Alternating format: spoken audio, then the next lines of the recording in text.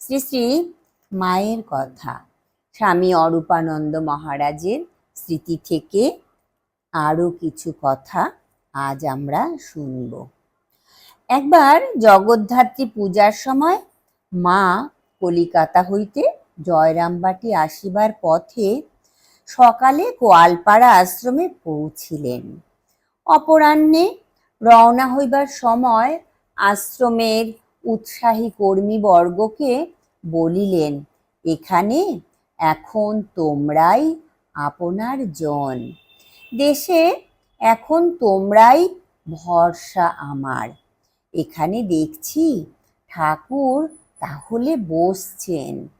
একে একে সকলকে আশীর্বাদ করিয়া বলিলেন, মধ্যে মধ্যে তোমরা জয়রামবাটি যেও, বিশেষ করে জগদ্ধাত্রী পূজার সময় তোমাদের সব যেতে হবে। জগদ্ধাত্রী পূজার দিন আমরা তিনজন আমাদের ক্ষেতের কতগুলি শাকসবজি লইয়া জয়রামবাটি গেলাম।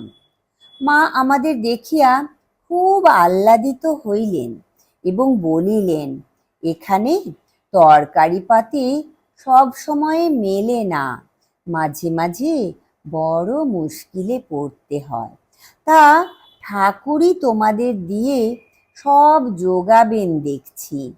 সেই সময় হইতে তিনি যখনই দেশে আসিতেন তখন সপ্তাহে 2-3 দিন আশ্রমের দৈনন্দিন কার্য শেষ করিয়া কখনো বাগান হইতে কখনো বা হাট হইতে কিনিয়া তাহার জন্য তরকারি আমরা লইয়া যাইতাম।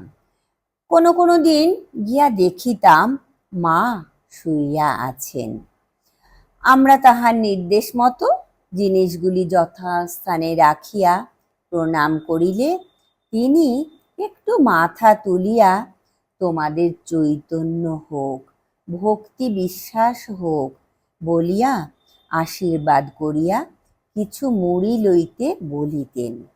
আমরাও উহা লইয়া খাইতে খাইতে কোনো কোনো দিন রাত্রি 12টায় আশ্রমে ফিরিতাম। জয় ঠাকুর, জয় মা, প্রণাম মাগো।